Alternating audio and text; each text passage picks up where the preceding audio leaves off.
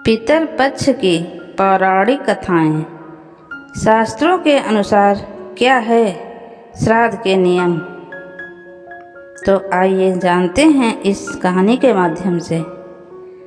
भगवान श्री कृष्ण ने कहा है कि आत्मा कभी मरती नहीं, ये बस एक शरीर से दूसरे शरीर में बदलती है।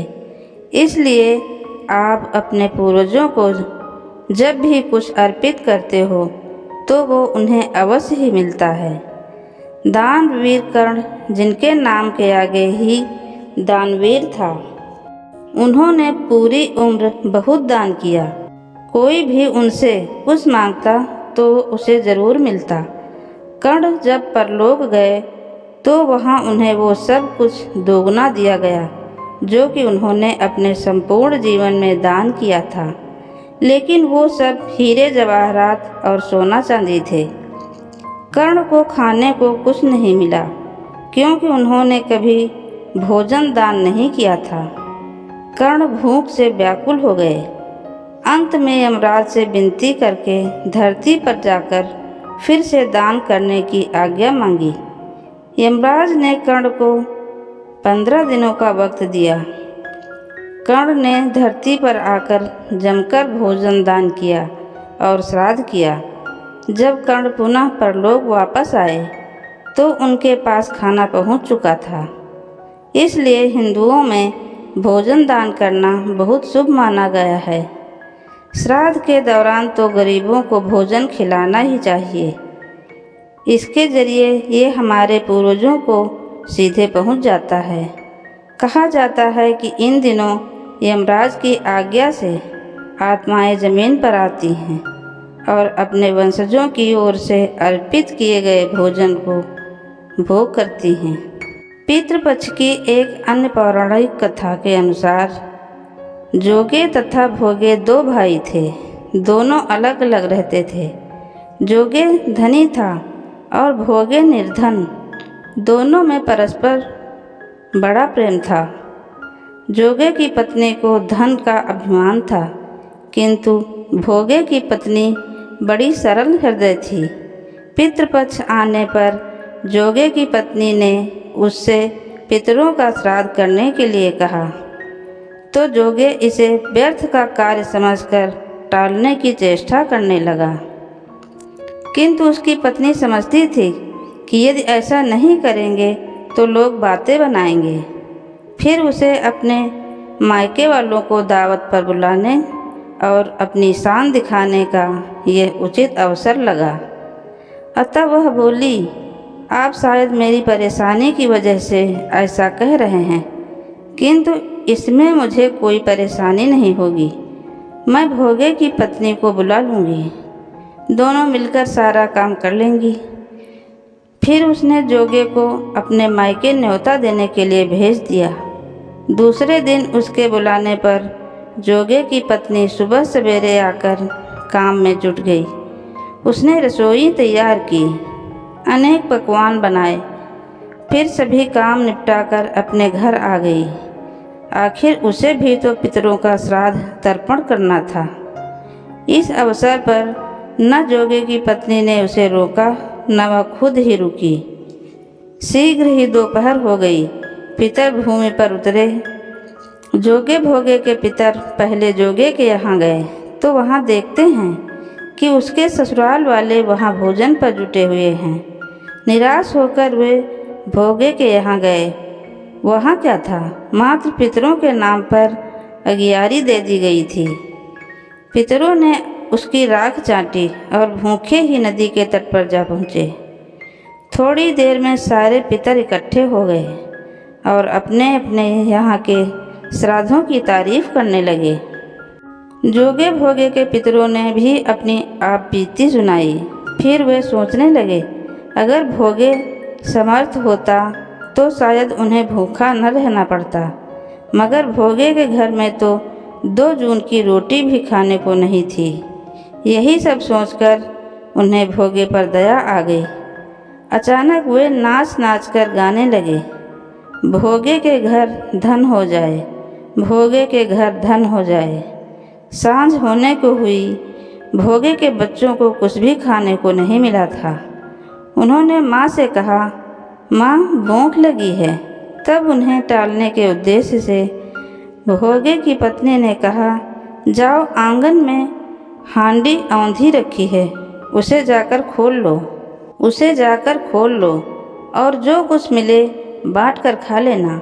बच्चे वहाँ पहुँचे तो क्या देखते हैं कि हांडी मोहरों से भरी पड़ी है। वे दौड़े दौड़े माँ के पास पहुँचे और उसे सारी बातें बताई। आंगन में आकर भोगे की पत्नी ने ये सब कुछ देखा तो वह भी हैरान रह गई। इस प्रकार भोगे भी धनी हो गया, मगर धन पाकर वह घमंडी नहीं हुआ। दूसरे साल का पितृपक्ष आया। श्राद्ध के दिन भोगे की पत्नी ने 56 प्रकार के व्यंजन बनाए। ब्राह्मणों को बुलाकर श्राद्ध किया, भोजन कराया, दक्षिणा दी।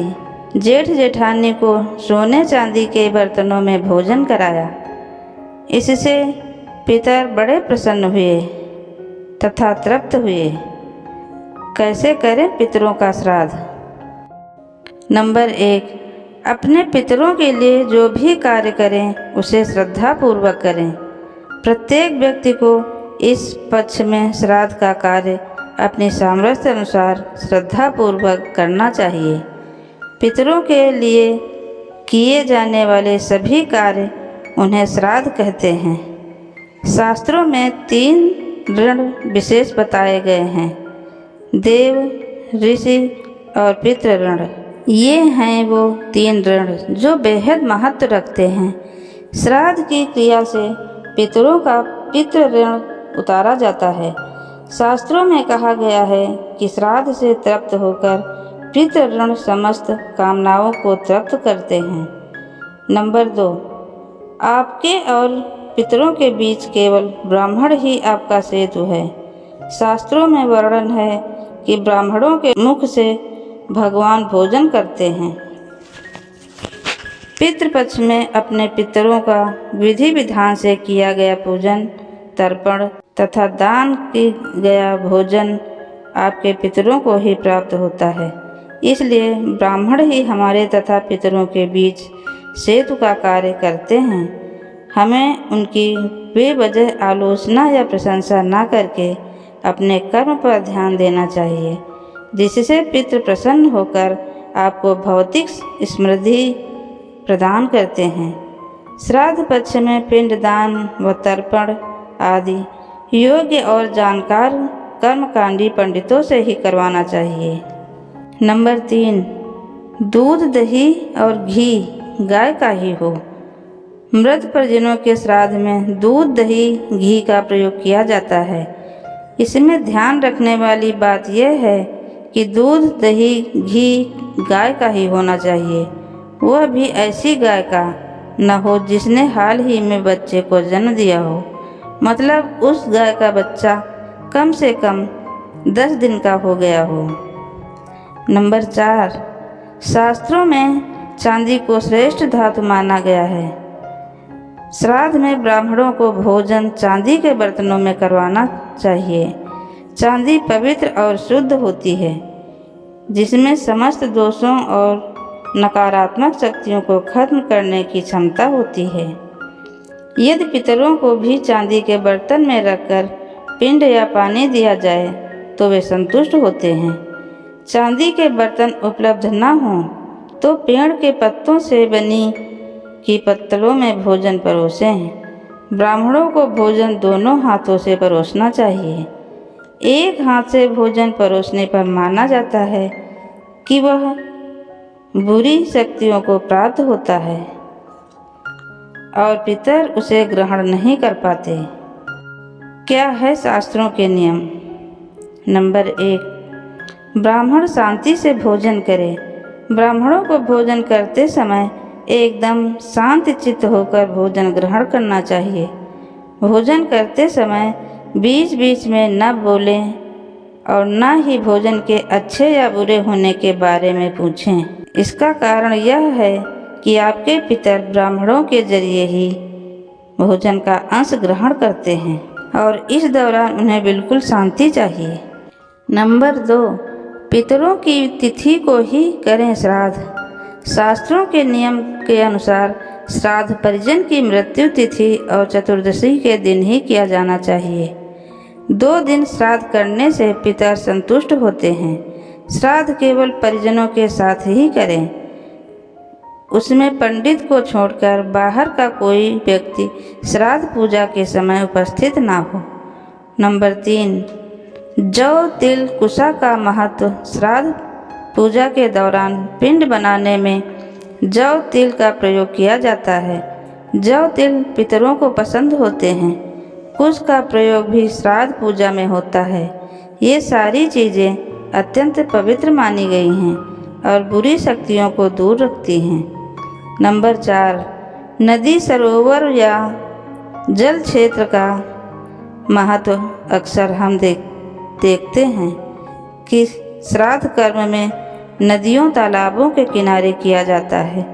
इसका कारण यह होता है कि श्राद्ध ऐसी जगह किया जाता है जो किसी के आधिपत्य में नहीं आती। नदियाँ और तालाब किसी के आधिपत्य में नहीं होते, इसीलिए उन स्थानों पर श्राद्ध कर्म करके उसी के जल से पितरों का तर्पण किया जाता है। नंबर 5, रक्त संबंधों का खास महत्व। अपने मृत परिजनों के श्राद्ध में बहन, उसके पति और बच्चों यानी अपने मृत परिजन के श्राद्ध में बहन, उसके पति और बच्चों यानी भांजे भांजियों को अवश्य बुलाना चाहिए। यदि वे शहर में नहीं हैं, कहीं दूर रहते हैं तो बात अलग है, लेकिन शहर में ही होते हुए उन्हें आमंत्रित करना चाहिए। नंबर 6, भिखारी का द्वार पर आना शुभ। श्राद्ध करते समय कोई भिखारी आपके द्वार पर आ जाए तो इससे अच्छी बात और कोई नहीं हो सकती। उसे ससम्मान भोजन करवाएं।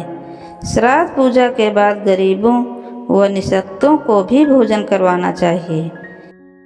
नंबर 7, श्राद्ध में भोजन। श्राद्ध में खीर सबसे आवश्यक खाद्य पदार्थ है। खीर के अलावा जिस मृत परिजन के निमित्त श्राद्ध किया जा रहा है उसकी पसंदीदा वस्तु भी बनाएं।